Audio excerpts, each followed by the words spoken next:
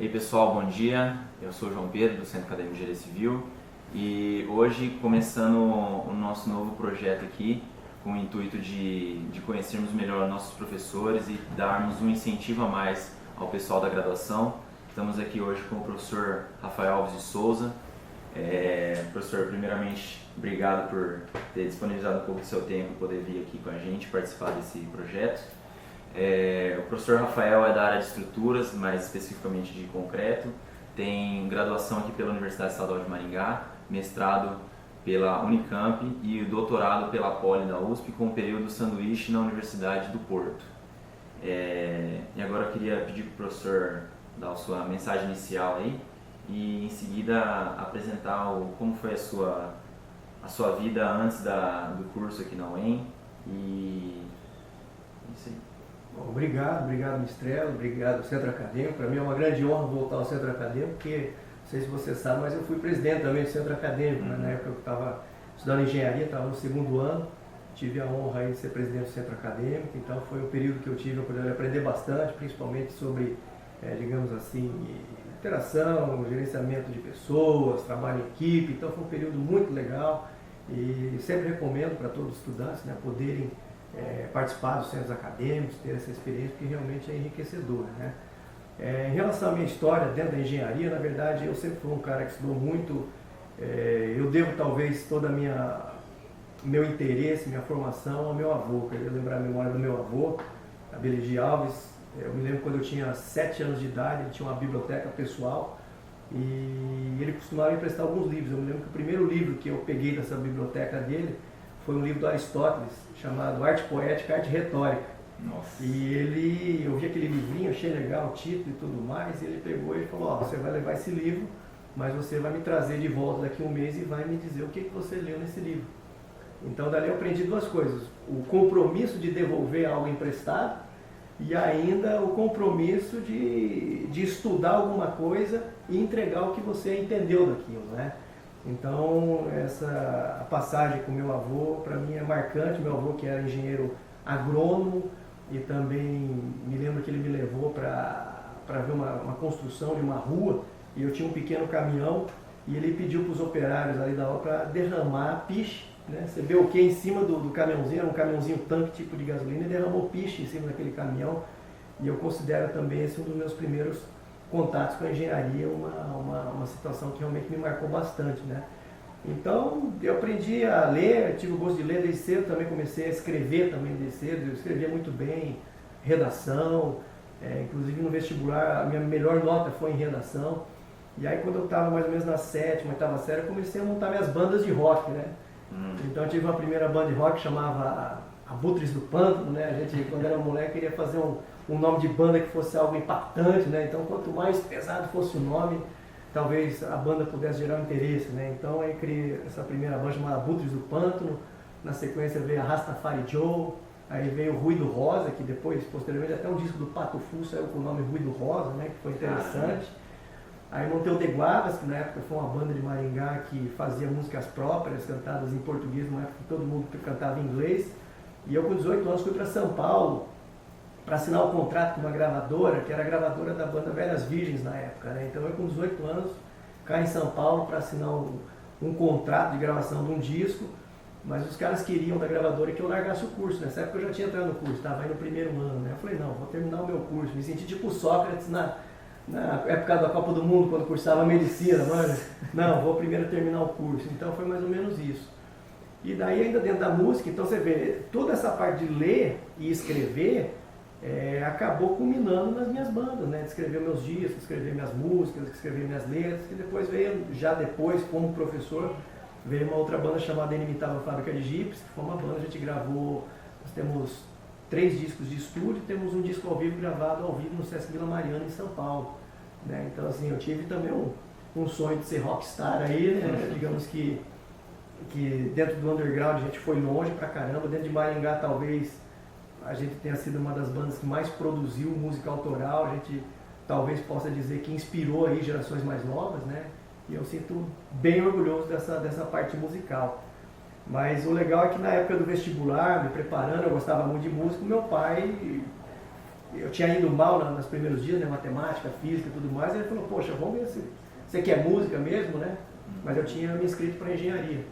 Mas aí a grande surpresa foi quando saiu a minha nota de redação, que realmente me jogou lá em cima, eu ainda consegui, entre 80 vagas, acabei passando em 54º. Então a nota de redação e principalmente língua portuguesa e inglesa me jogou bem. Apesar de ter ido mal em matemática e física, que eram provas difíceis, né? Acabei não tão bem.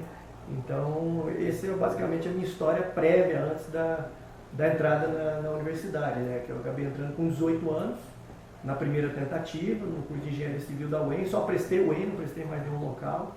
Foi aqui mesmo e sou muito grato ao UEM, né? Ter me formado na UEM foi uma instituição que realmente me abriu muitas portas depois, futuramente, né? Entendi. Mexe no... Fiz um corte nessa parte. Tá. Beleza, então, professor. Muito da hora a sua trajetória e essa parte da música aí. Eu queria perguntar também a parte do jiu-jitsu. Quando foi que surgiu aí, né, na trajetória? Então, é engraçado, né? Porque você sai do campo musical, o meio musical é um meio que todo mundo sabe, né? É balada, noite, né? Bebida, drogas, não que eu usasse drogas, né? Mas realmente eu tomava uma cervejinha, né? Não vou mentir, né? Porque é o meio musical, o meio é esse, né? Você está naquele meio, naquele ambiente, é um ambiente propício para essas coisas, né? Mas quando eu fui fazer o pós-doc nos Estados Unidos, todo dia eu passava na frente da academia e estava lá, Brazilian Jiu-Jitsu, Brazilian Jiu-Jitsu. Eu falei, cara, eu vou entrar nesse lugar aí, porque Jiu-Jitsu é coisa de brasileiro, né? Pô, pode ser que talvez eu me dê bem nisso daí. E acabei entrando. E quando foi minha surpresa, descobri que o Jiu-Jitsu era uma verdadeira engenharia de estruturas, né? E, na verdade, ela é paradoxal em relação à minha profissão de engenheiro de estruturas, porque na engenharia de estruturas eu tenho que me esforçar para manter as estruturas em pé. E no jiu-jitsu o meu maior esforço é para levar as estruturas, que são as pessoas, à instabilidade, né? A derrubar as pessoas. Só que enquanto na engenharia de estruturas nós tratamos dentro da estrutura de concreto um aspecto mais estático, dentro do jiu-jitsu é um aspecto mais dinâmico. Então o jiu-jitsu é fascinante porque quando você está numa determinada posição de desvantagem, você está pensando na solução daquele problema e quando você começa a bolar a solução daquele problema, o cara já te põe um outro problema para ser resolvido.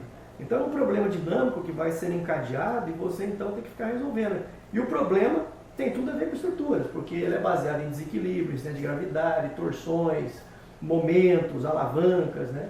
Então é um verdadeiro jogo do engenheiro. Então eu voltei dos Estados Unidos, tinha feito esse período de jiu-jitsu e aí me inscrevi aqui em Maringá e comecei a fazer isso. Era por volta de 2006 mais ou menos, né? Aqui na época nos Estados Unidos até tinha chego a faixa azul até, mas voltei para o Brasil e percebi que o jiu-jitsu brasileiro aqui no Brasil era completamente diferente do jiu-jitsu que eu tinha aprendido nos Estados Unidos. Nos Estados Unidos era um jiu-jitsu mais básico, um jiu-jitsu japonês, mais de defesa pessoal, né? E aqui no Brasil já era um jiu-jitsu mais de chão, um jiu-jitsu mais agressivo, mais competitivo, né? E aí então comecei a praticar jiu-jitsu com o mestre Rodrigo Feijão, que é um treinador da Nova União, um cara super reconhecido no meio, campeão mundial, um cara que tem uma didática fantástica, é um grande atleta. E aí voltei para a faixa branca, falei, não, eu quero começar de novo, vou para a faixa branca e vamos embora. Mas nessa época ainda eu tentava conciliar ainda a música com o jiu-jitsu. E aí não dava muito certo, né? Porque na academia que eu treino são vários campeões, vários campeões mundiais, então eu chegava de final de semana, que tinha os shows de rock, as baladas, aquela coisa toda, e era literalmente atropelado nos treinos de segunda-feira. Até que chegou um ponto, eu falei, pô, tem que decidir, ou eu viro lutador de jiu-jitsu, ou eu vou ser rockstar. Mas daí coincidiu de nascer o meu primeiro filho, né? O Gabriel veio, e aí eu decidi ir mais pro lado do jiu-jitsu, achei que era uma vida mais saudável, uma vida que poderia trazer um exemplo melhor para os meus filhos, né? E foi então que daí eu comecei a treinar de 3 a 4 vezes por semana dentro do jiu-jitsu, e agora já faz 7 anos que eu treino pelo menos de 4 a 5 vezes na semana, né? E aí participo de campeonatos, e hoje atualmente já sou faixa marrom, né? Então no jiu-jitsu você tem as faixas branca, azul, roxa, marrom e preta. Então aí eu estou lutando aí para chegar na faixa preta. E é um curso de engenharia, porque o que a gente tem que entender, eu faço um paralelo com o curso de engenharia, é o seguinte, a gente tem que acostumar a levar porrada, né? Eu sempre falo, até quando eu tive a oportunidade, a felicidade de ganhar o prêmio Bracon lá de estruturas, meu discurso foi o seguinte: é o discurso do rock. Na vida não interessa o tanto que você bate, mas sim o tanto que você apanha e consegue permanecer em pé, né? E o jiu-jitsu traz essa filosofia, porque você percebe, por exemplo, você está numa situação de submissão, alguém te pegou, por exemplo, num triângulo, ou pegou num mata-leão, é uma situação desconfortável. A probabilidade de você bater ali é muito grande. Mas se você sabe a técnica certa e consegue escapar dali, meu amigo, sai de baixo, porque aí a tua moral é lá em cima e ninguém vai te segurar. A chance de você daí pegar o cara é muito grande. E a vida é assim, a vida vai te colocando em situações que você fica, muitas vezes, em momentos que dá vontade de você jogar a toalha. Né? Mas aí o que você tem que fazer? Tem que procurar a ferramenta certa. O que seria a ferramenta certa? Boas amizades, ajuda psicológica, enfim, você tem que buscar ferramentas apropriadas e não ferramentas inapropriadas. Né? Por exemplo, a bebida, a droga, isso são soluções paliativas. Você vai ter aquele alívio momentâneo, mas no outro dia o problema persiste e a tua moral ainda, a tua autoestima e as tuas forças estão diminuídas. Né? Na verdade, o que você escapou momentaneamente, no outro dia você vai estar enfraquecido, fragilizado. Então, por isso que eu sou fã do jiu-jitsu, porque o jiu-jitsu mostra para você, através de treinamentos diários, como manter a calma em situações de pressão e saber que é só uma situação de pressão, e se você souber a técnica certa, você vai escapar. E o curso de engenharia é isso, é pressão o tempo todo, né? É um curso pesado, é um curso difícil, é um curso que a gente tem que ter sabedoria para poder tocar em frente e resistir aos momentos de instabilidade, né? Então a gente vê muita gente largando o curso de engenharia, né, desistindo porque tira notas baixas, mas, cara, o fracasso nada mais é do que um pequeno degrau para o sucesso. Você tem que pensar que cada fracasso você está construindo a tua escadinha para você subir. Se você está subindo o degrau, cada degrau desse é um fracasso, e você pula fora, sai fora, você não vai chegar no topo da escada. Então você tem que encarar que cada fracasso que você vai tendo é uma oportunidade para você poder o quê? Refinar o que você está aprendendo, saber como estudar melhor para uma prova, saber as amizades que você vai fazer os teus grupos para poder estudar e evoluir junto com os teus parceiros. Então cada fracasso embute ali de maneira disfarçada um bom caminho para que você possa atingir o sucesso futuramente. Né? As grandes estrelas dos esportes, da academia, enfim, os grandes profissionais, nenhum deles teve um sucesso do dia para a noite. Foi sempre um trabalho árduo, dedicado, um hábito diário para vir aprendendo como lidar com essas frustrações. Então nós estamos numa idade também que as pessoas têm muito pouco capacidade de absorver essas frustrações. A gente tem que entender que frustrações são normais, que quedas são normais. Na verdade, o difícil é estar no topo, meu amigo.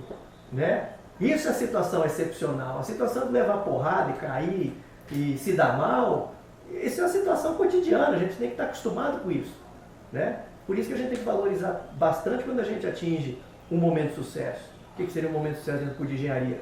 Passar numa disciplina, né? Passar um exame, pegar um diploma, tem que valorizar bastante, porque o curso é constituído de desafios diários, de uma persistência que você tem que ter, senão você vai abandonar, mas tem que ter essa maturidade de entender que o processo é dessa maneira, né? Realmente, dentro da engenharia. Nossa, muito da hora, professor.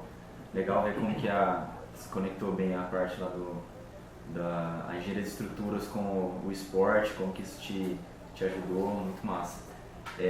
Agora eu queria saber de você, como que foi assim que você entrou na faculdade, você escolheu o curso, viu que era engenharia, entrou, tipo, qual que era a sua expectativa quando você falava, nossa, vou fazer engenharia civil na UEM, o que você esperava e daí durante a sua trajetória aqui, o que você encontrou, quais foram os seus maiores desafios, que a gente estava falando agora, os fracassos que você enfrentou, e o que te motivou durante a sua estada aqui na faculdade, o que além do próprio curso te ajudou na sua trajetória até se formar?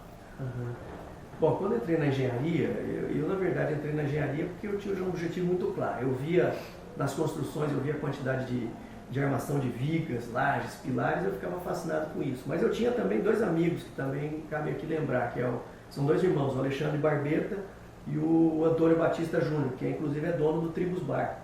Ele estudou até o segundo ano de engenharia, acabou largando, mas na época que eu entrei em engenharia, eu tinha uma banda com ele, chamava Sex Hansen, e ele já cursava engenharia.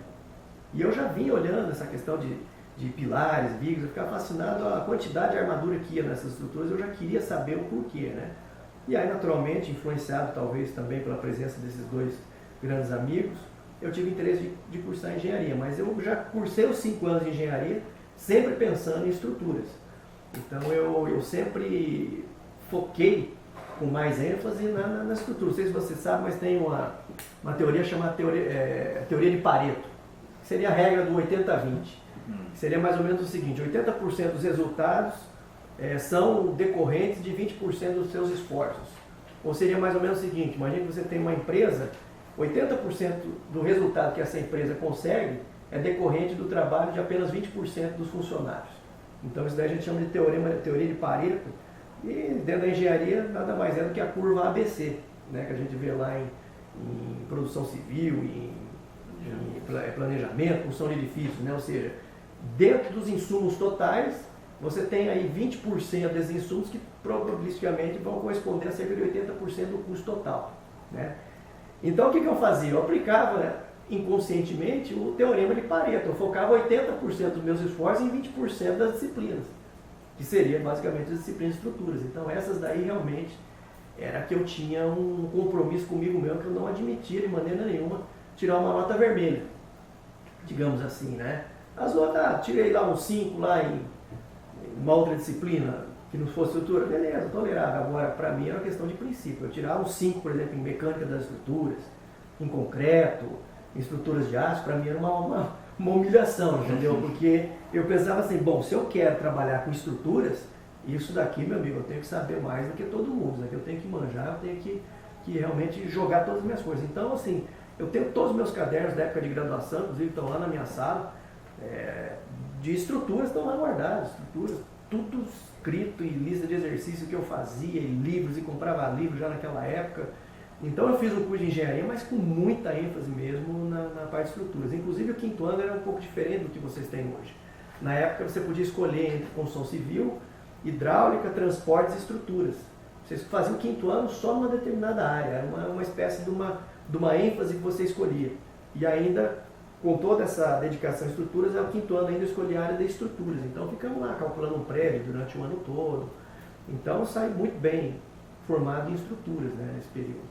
Agora o legal dessa época era o seguinte: eu tinha um bom grupo de estudos com os chamados CDFs, né? Eu tinha uma personalidade que era assim, como eu gostava de festa, tinha banda, então digamos que eu era bem entrosado no meio das festas. E aí eu pegava a galera que era de festa, mas que não gostava de estudar. Mas eu gostava de festa e gostava de estudar, então eu ficava assim, no seguinte esquema: eu estudava com o CDF e festava com os vagabundos, entendeu? E aí geravam brigas, porque o CDF ficavam bravos que eu ia nas baladas e normalmente eles não iam, mas queriam ir, né? E ao mesmo tempo estudava com o CDF e os vagabundos ficavam tristes porque eles queriam estar estudando para tirar nota boa, participar dos grupos, mas não entravam, entendeu? Então eu ficava ali, porque na verdade também já era uma coisa meio de Buda, né? Busca o equilíbrio, né?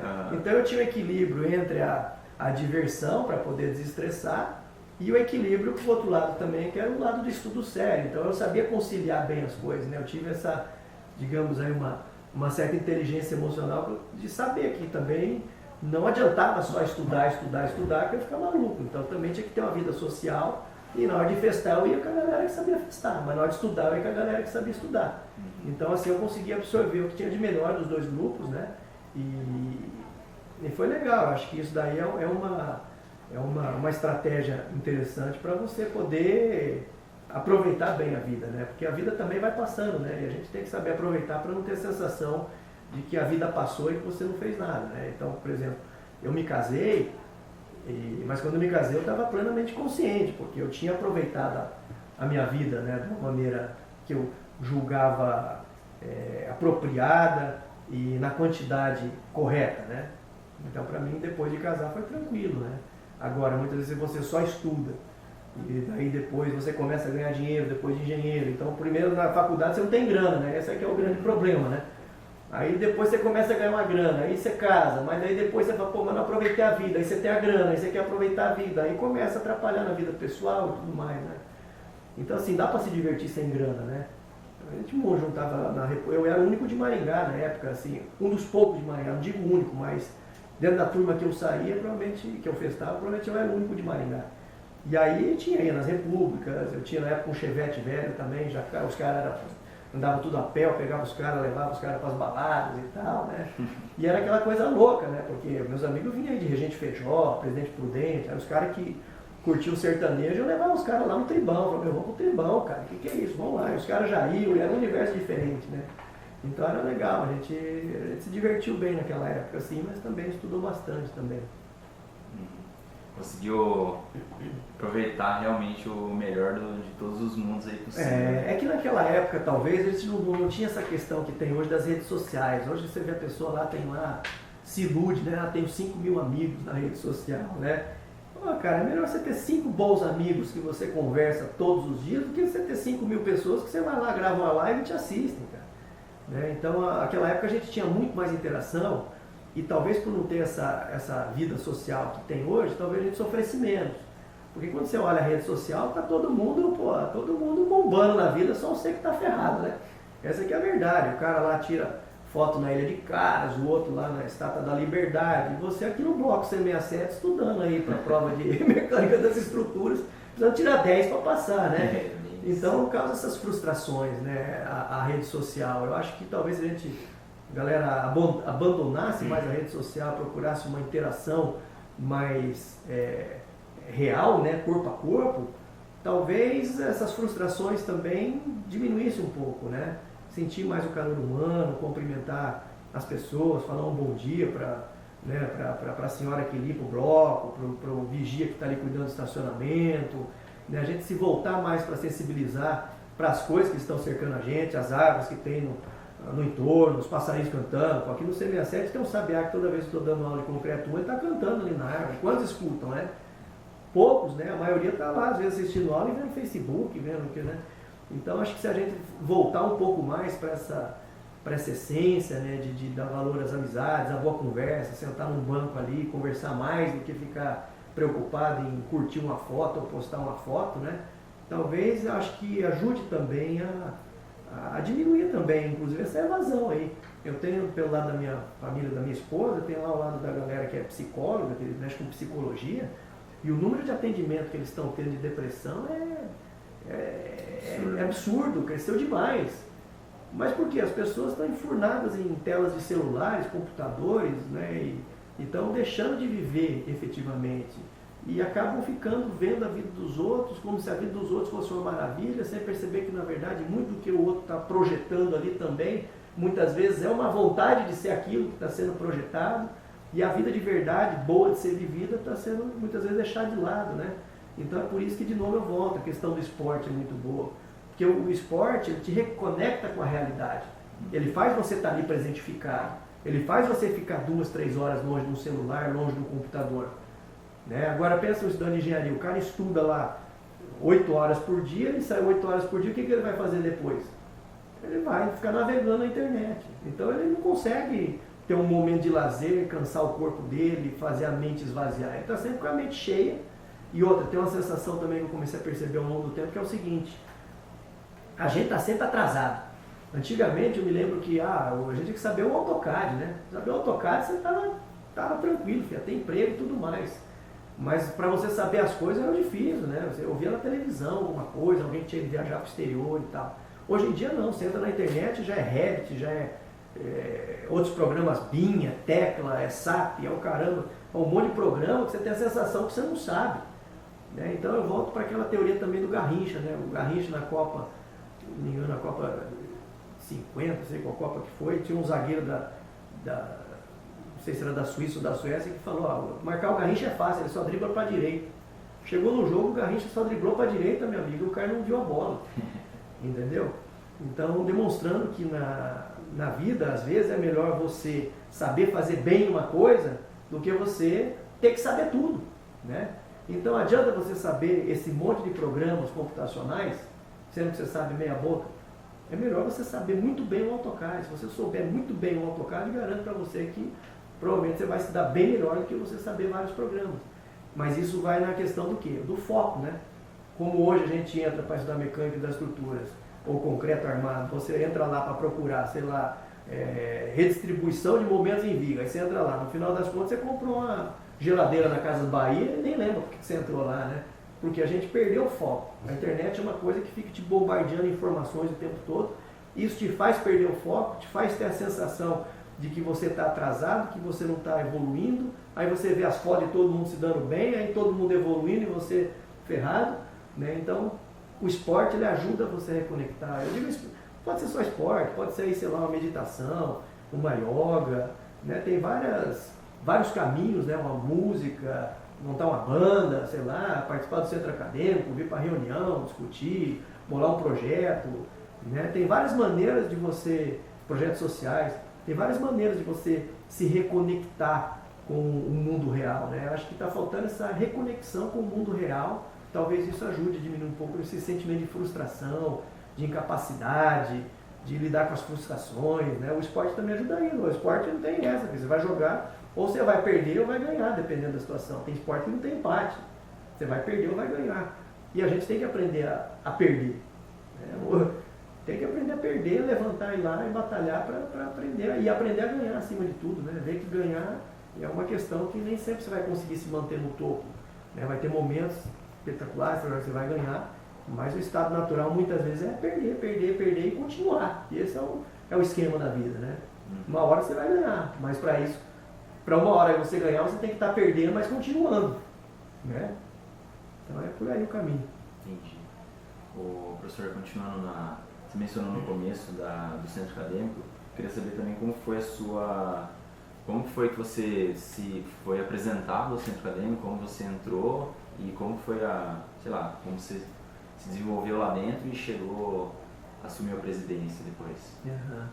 O centro acadêmico na época ele estava morto, né? Aí teve um presidente que é o Emerson, hoje ele é um engenheiro lá em Balneário Camboriú.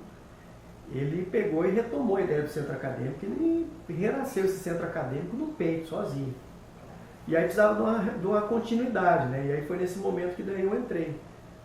Daí depois na sequência veio o Marcelo, né, junto com a Juscelia, que também tocaram em frente, e daí depois eu acabei saindo e não tive mais notícias como foi. Mas pelo que eu vejo, continuou bem, né? Seguiu em frente. Agora, o legal do centro acadêmico é poder ter contribuído com o centro acadêmico tantos anos depois, porque esse bloco, nós estamos gravando essa entrevista, essa colmeia, digamos aqui, ela foi resultado de um projeto que eu fiz num ginásio de esportes, que é o Centro de Excelência de Handebol, que está situado ali na Educação Física, e na época o professor Décio, que era o reitor, me chamou e falou, eu preciso desenvolver um projeto, eu tenho umas treliças aqui que foram doadas pelo João Nomo, e eu preciso construir um ginásio, quero construir um ginásio. Só que o problema é que ninguém quer encarar esse projeto, porque as treliças estão lá, estão no meio do mato, ninguém sabe se dá para usar ou não. E eu topei o desafio, fui lá, vi as treliças, fiz as medições, recomendei alguns ensaios, fizeram os ensaios, passaram resultados, recuperamos as treliças, eu calculei o projeto do ginásio e o ginásio está lá construído. E aí, como naquela época eu fiz o projeto de graça e tinha teoricamente uma moeda de troca, o professor Décio chegou e falou, você fez aquele projeto e tal, né? Mas na verdade a história foi melhor assim. A história foi assim, existia um menino chamado Tiago Ortiz, que também é jiu-jiteiro, na verdade se formou em engenharia, está rodando o mundo com jiu-jitsu, mas na verdade na época nem dos dois sabia do negócio do jiu-jitsu, assim. Eu fazia, mas ele, acho que sim também, mas a gente nem... Esse menino estava no primeiro ano. Ele chegava todo dia na minha sala e falava, professor, nós temos que eu quero montar uma empresa júnior de engenharia. Mas eu não sabia o porquê que ele tinha fixado em mim, né? Mas chegava todo dia na minha sala, professor, me ajuda. Ele está no primeiro ano, nem aula comigo ele tinha ainda. Até que um dia eu falei, cara, eu vou te ajudar. Vamos fazer esse negócio. Escreve o estatuto, bola o espaço físico, né? Procura o CNPJ, define as posições certinhas dentro da empresa júnior, vê tudo certinho e vamos mandar esse negócio para frente. E aí na época ele pegou e bolou um projetinho. E nós abrimos essa empresa júnior, no peito, junto, eu e ele, né? O menino do primeiro ano, você vê a visão do menino, né? E aí, na época, eu cheguei pro professor Décio e falei, Décio, eu tenho esse projeto da empresa júnior, mas eu fiz aquele projeto do Centro de Excelência do Handebol.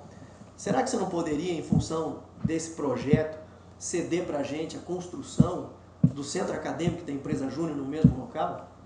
em função desse projeto que eu fiz aí gratuitamente para a UEM, ele falou, manda ver, vamos construir. E aí foi nesse momento então que a gente conseguiu essas instalações aqui, né? Pô, você imagina a alegria, né? Poder, anos depois, assim, participar, montar numa tacada só a IMPEC e o centro acadêmico tem um espaço. O centro acadêmico na época estava com dificuldade de espaço, tinha perdido o local, não tinha lugar para ir.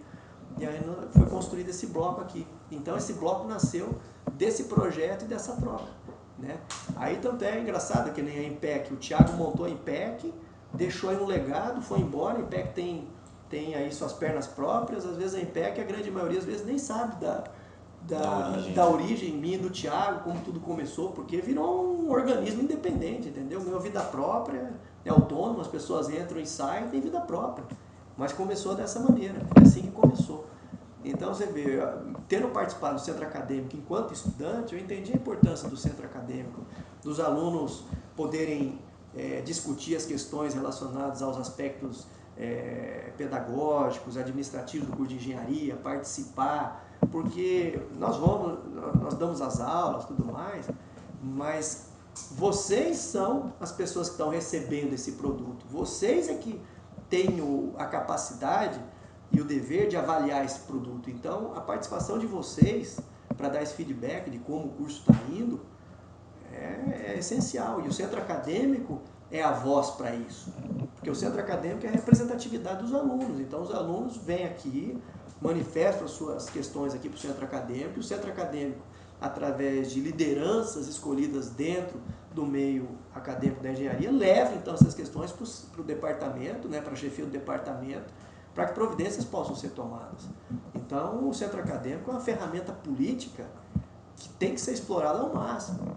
E para a melhoria, para a qualidade do curso, para a gente poder realmente saber como o curso está indo de maneira global, não só localizada, tantas qualidades quanto os problemas, o centro acadêmico, através de uma boa pesquisa junto aos alunos e da interação dos alunos, é uma ferramenta fundamental. Esse trabalho mesmo que vocês estão fazendo de mostrar para os alunos como foi a carreira dos professores, as dificuldades que eles enfrentaram, é muito bacana, porque aproxima mais o professor do aluno, o aluno do professor, mostrando para os alunos que, na verdade, o caminho é muitas vezes pesado e que as pessoas passaram também por esses caminhos e que as dificuldades que vocês estão tendo são, muitas vezes, as mesmas dificuldades que nós tivemos lá para trás, né?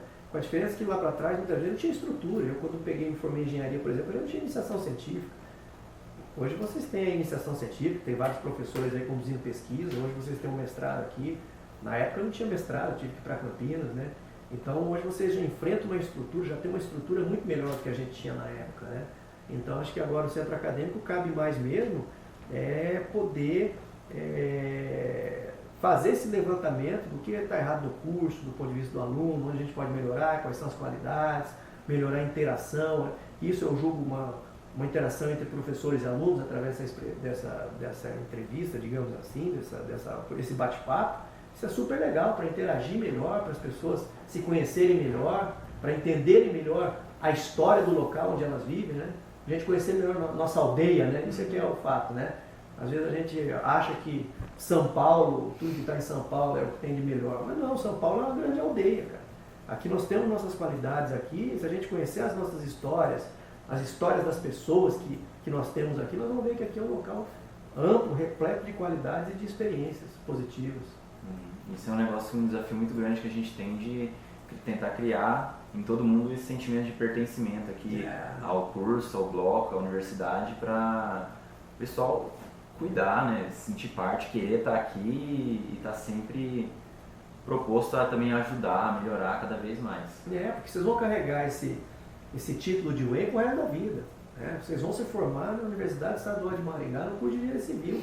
Então é importante que esse curso daqui 20, 30 anos mantenha excelência, porque se lá para frente o curso estiver ruim, o curso de Engenharia Civil está ruim, está fechando, né? Isso para vocês também vai repercutir para todos nós.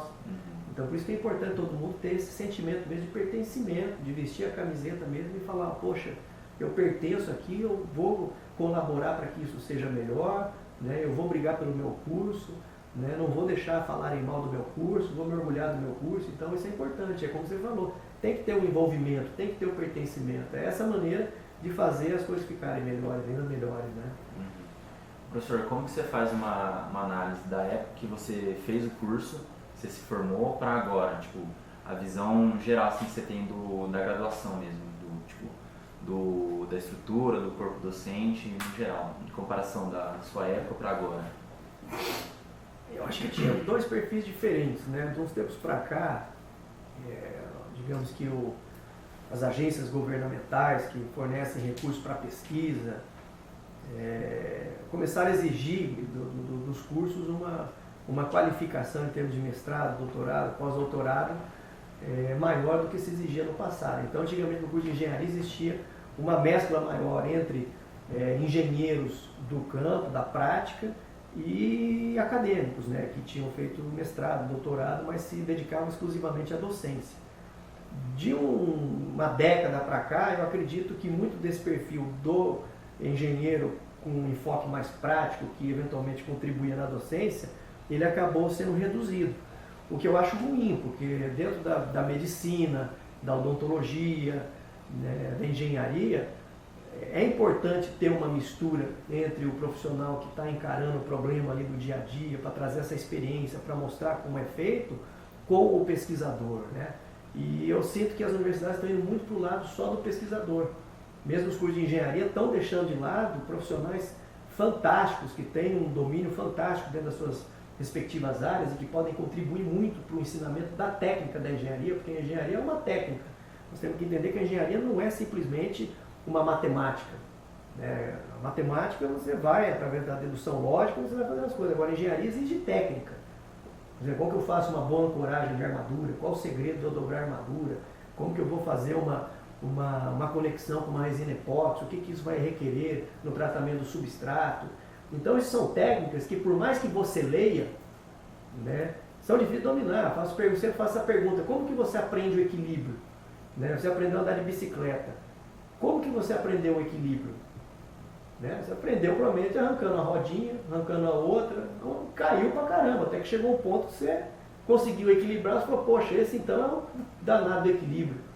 Mas hoje você tem tutoriais no YouTube, né? O equilíbrio, né? Aquela situação na qual você consegue permanecer numa linha central, de tal maneira que as forças atuantes para o lado direito sejam iguais às forças do lado esquerdo, propiciando o mesmo momento, de tal maneira que a resultante dos momentos no centro seja zero.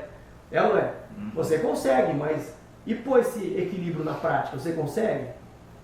Então, você está entendendo? Então, eu acredito que a engenharia é muito disso. Nós estamos numa situação, muitas vezes, amplamente teórica, mas que nós precisamos também trazer um pouco para a prática, meter mais a mão na massa, sentir mais como funciona a técnica, né? Então, eu acho que também práticas de laboratório, por exemplo, continuam sendo disciplinas importantes para ter esse acesso a entender como as coisas funcionam do ponto de vista manual. O engenheiro, antes de tudo, ele se caracteriza pela sua criatividade, mas também pelo poder de saber fazer com as mãos.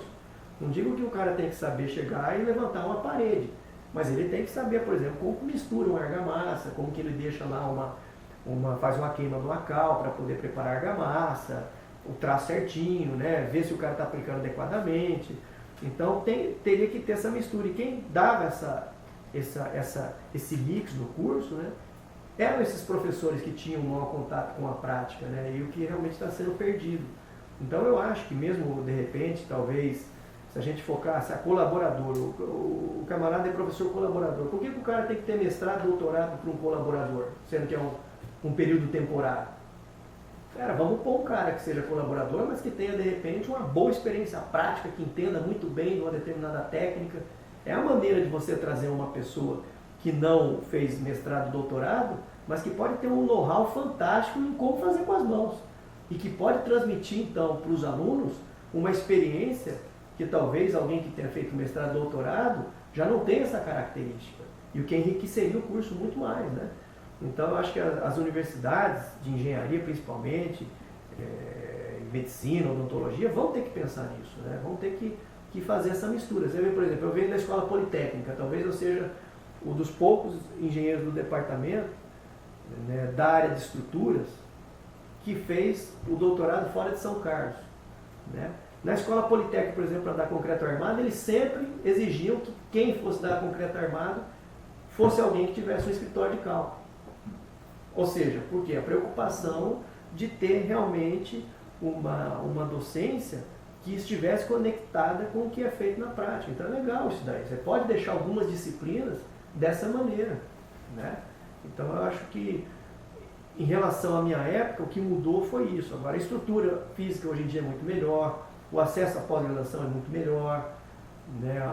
Os blocos, nós estudamos na época, nós estudamos lá no antigo bloco 9, eram estruturas mais precárias, né? Hoje você tem acesso a data show em todas as salas de aula, então toda a parte de digital a gente consegue passar mais. Hoje você tem o Moodle, eu deixo todas as minhas disciplinas lá no Moodle, né, para os alunos verem. Então, é o que eu digo, hoje em dia nós temos uma obesidade de informações, né? Hoje você tem muita informação, mas nós estamos com uma anorexia de entendimento, né? Assim, nós temos que focar em algumas coisas, todo mundo sabe o superficial, mas está faltando focar em algumas coisas. Então, acho que hoje em dia nós temos muito mais informação do que a gente tinha naquela época, mas talvez naquela época, por ter menos informações, nós acabamos focando mais e, consequentemente, dominando mais o que nós tínhamos que saber, né? Então, eu vejo mais ou menos essa a diferença entre a época que eu me formei e o que a gente tem hoje. Os materiais evoluíram demais também, né? Hoje, na minha época, por exemplo, o concreto protendido era uma coisa na mão de muito poucos. Hoje em dia, o protendido já se tornou uma realidade. Materiais de recuperação estrutural também, você já tem uma série de materiais aí disponíveis, então avançou bastante. Os concretos, a parte de dosagem de concreto melhorou demais, né? Digo isso tudo na parte de estrutura. Se a gente for pegar nas outras áreas, por exemplo, desenvolvimento computacional, capacidade de processamento, na minha época tinha aqueles disquetão grandão e os disquetinhos pequenos, né? Que sei lá quantos CAC aquilo salvado. Hoje a gente já tem pendrive que tem terabytes para puxar, né? Então, é isso aí, a informação amplificou demais. Agora nós temos que ter um domínio em alguns campos e não ficar tão preocupado em querer saber tudo, né? Eu vejo mais ou menos por aí. E misturar também esse aspecto de pessoas que têm boa formação prática com pessoas que têm boa formação acadêmica, acho que é um caminho para a gente ter um curso mesclado e que vai nos dar uma maior ligação entre a teoria e a prática, né? Para realmente dominar o que a gente precisa saber. Pegando um gancho na parte que você tem falado da prática, eu acho que é a principal reclamação de todo mundo, que sempre quer ver mais a prática, que é professor que saiba mesmo o que está falando, que vivenciou aquilo, que passa aquela paixão, que sabe quando está falando um negócio que gosta mesmo.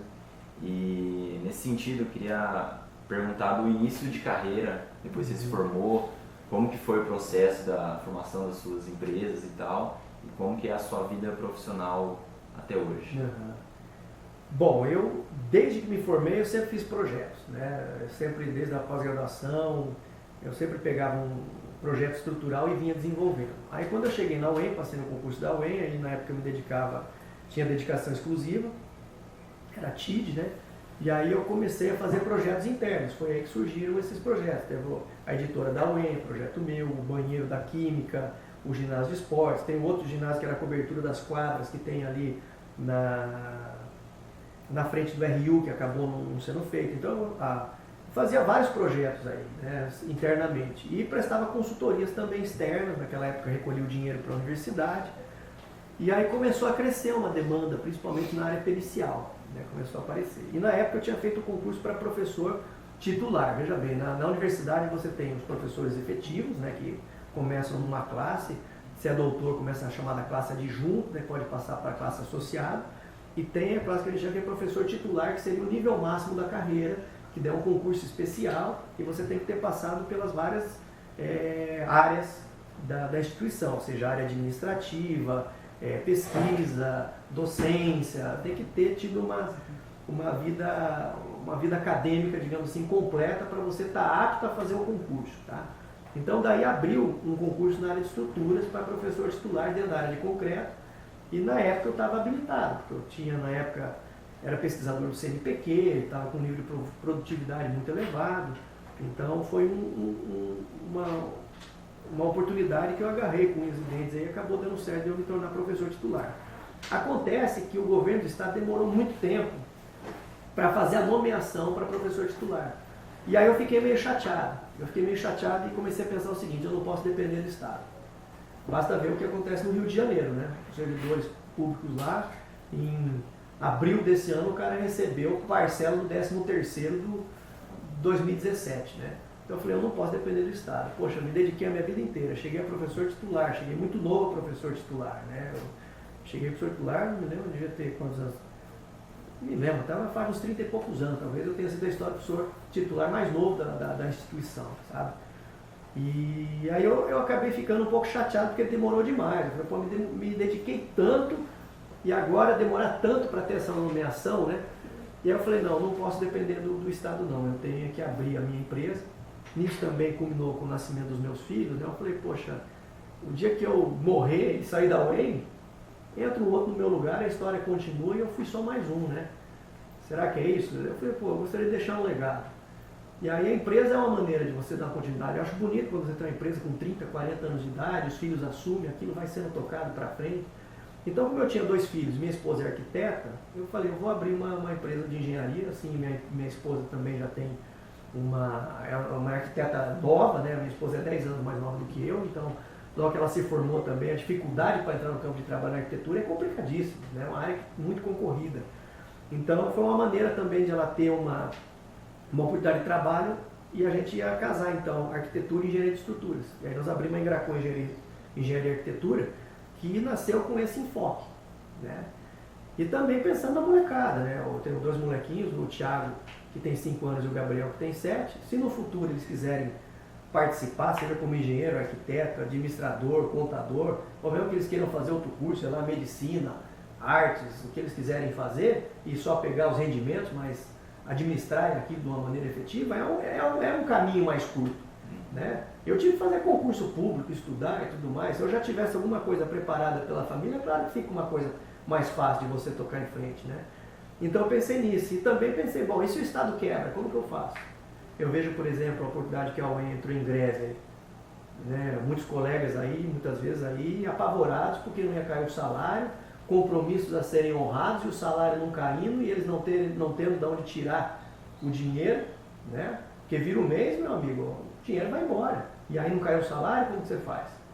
Então nessa época que teve greve, graças a Deus eu falei, poxa, tem minhas empresas, então pode ficar de greve aí que eu tenho de onde tirar. Né? E já comecei a perceber que tinha sido realmente uma boa escolha, apesar de que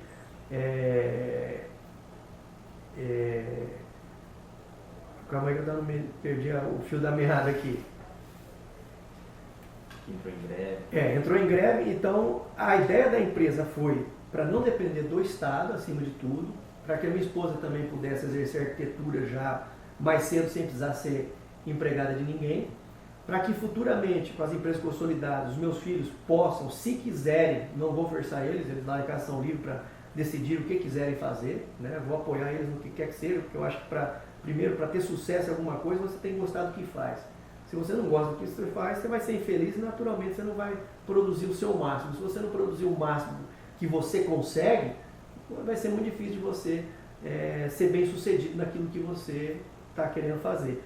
Então, a ideia foi essa. E também para possibilitar a continuidade, porém de uma maneira um pouco mais ousada, os projetos estruturais.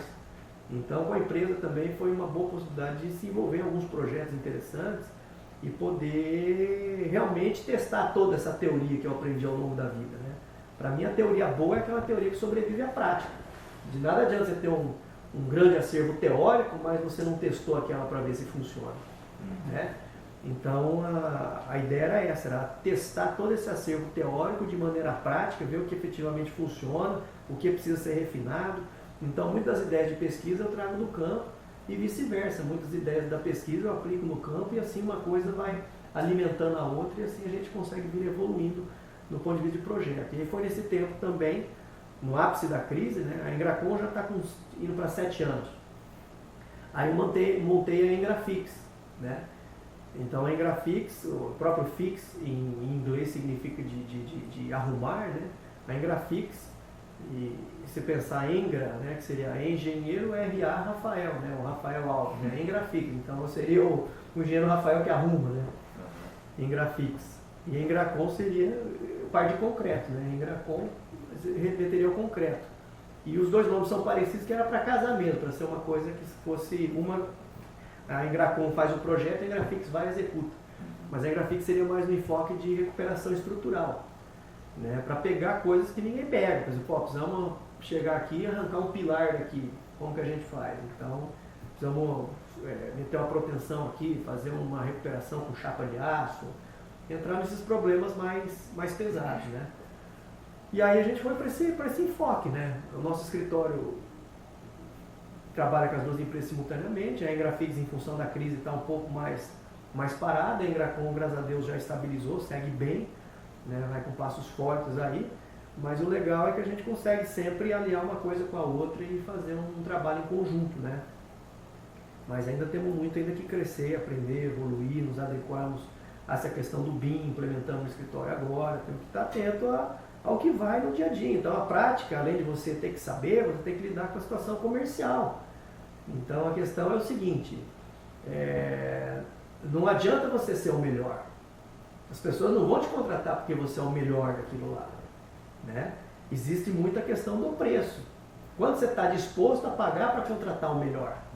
Então você tem que ser o melhor, mas tem que ter um preço também legal, né? E como dosar isso, como atrair o cliente. Então no caso da Engracom, normalmente nós só somos ativados quando tem um problema muito cabreiro mesmo. Aí as pessoas acabam caindo no escritório. Ó, rodamos aqui, ninguém faz isso, mas certo que vocês fazem. Vocês falam, fazemos, faz aqui que nós vamos fazer. Então, por exemplo, vou pegar projetos estruturais de edifício, a gente tem uma dificuldade tremenda de entrar.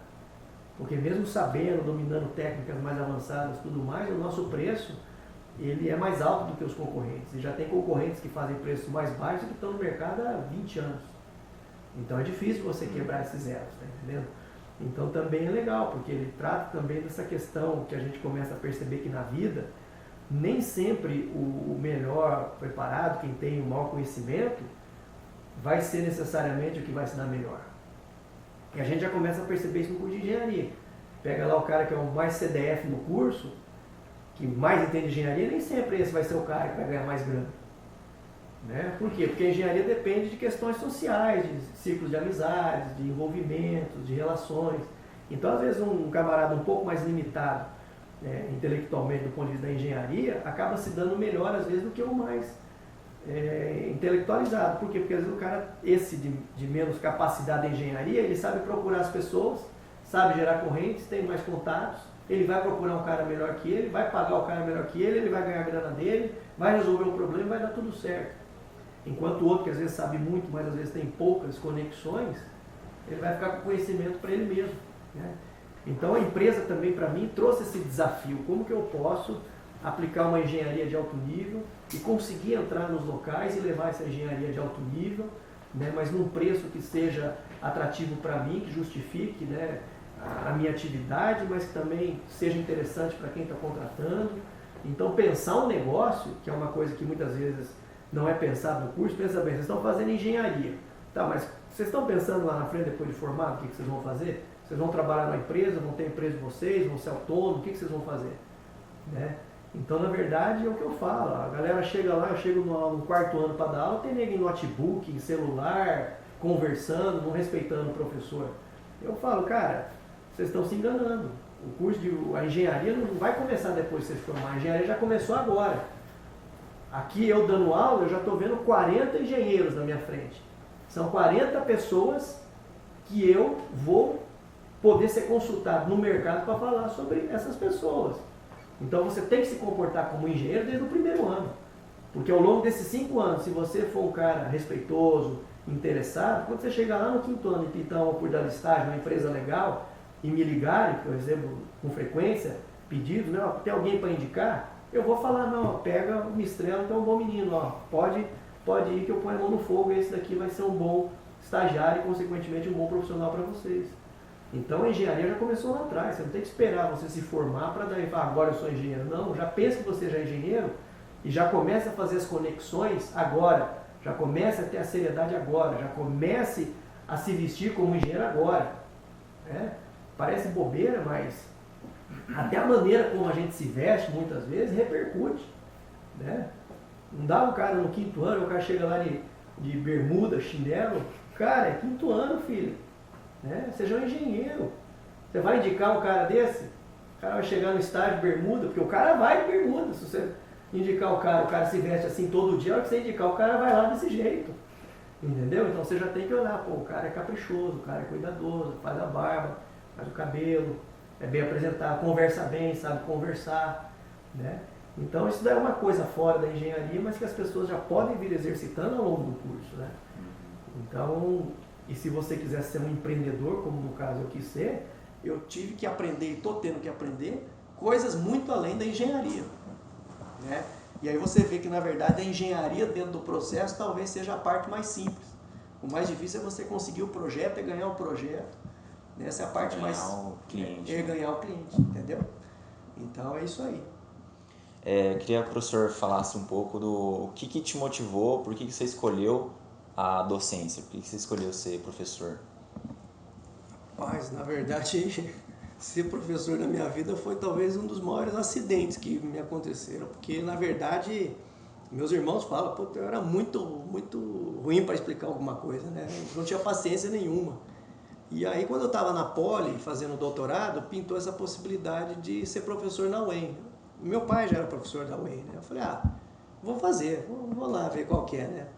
Vou fazer, fiz, passei, acabei dando aula, acabei tomando gosto, aprendendo a dar aula, e aí acabei gostando, e daí na verdade descobri que na verdade realmente dar aula talvez seja uma das coisas que eu mais gosto, principalmente quando a turma é interessada, realmente para mim é muito prazeroso, né? Mas realmente eu não me imaginava sendo professor. Talvez eu seja muito mais engenheiro do que professor, se eu for analisar. Mas talvez dar aula seja uma coisa que eu tenho um prazer, é uma coisa que realmente dentro da instituição realmente eu gosto de fazer. Por exemplo, participar de reunião, chefia de alguma coisa dentro da instituição, já fui, mas realmente não tenho aptidão, não é uma coisa que eu goste, porque eu gosto das coisas muito certinhas, então eu acabo arrumando conflitos às vezes por causa dessa personalidade, né? Agora dar aula não, dar aula é uma coisa bacana, que eu sou apaixonado, porque a gente está sempre estudando, sempre procurando saber mais, então realmente eu gosto, mas considero realmente um acidente na minha vida, eu não achava que eu teria aí o dom para dar aula e tal. Aparentemente a galera gosta aí, mas não é uma coisa que eu achava que seria minha profissão, né? Como é. Entendi, beleza. Então daí agora para finalizar, queria pedir pro professor deixar uma mensagem pro pessoal que está assistindo, para os alunos aqui da graduação, pessoal da engenharia civil, o seu sentimento final aí para o pessoal aí.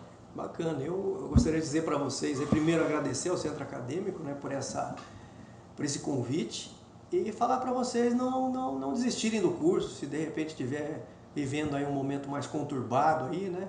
Não perca aí as suas esperanças, não perca a sua garra, a sua persistência, continue firme aí, né? Se o mata-leão está encaixado aí, mas se você usar a técnica certa, estudar certinho aí, procurar a ajuda certa, você vai sair dessa e com certeza vai triunfar aí no curso e vai pegar o seu diploma e sem dúvida vai se dar bem na engenharia. Mas para isso tem que ter persistência e tem que saber suportar as cicatrizes que você vai ter, né?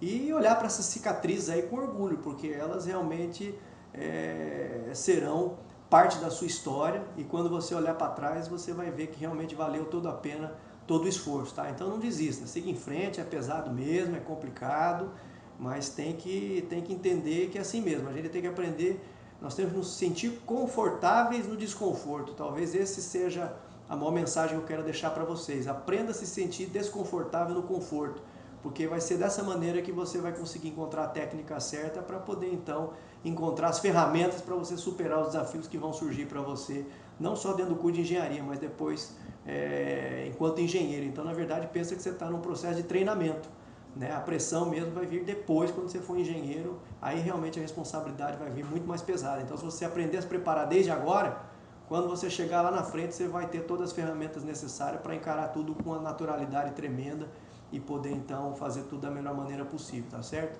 Então esse é o recado que eu deixo aí para vocês. Isso aí. Professor Dr. Rafael Alves de Souza, muito obrigado pela participação. Valeu, brigadão. Valeu e é isso aí, galera. Até a próxima.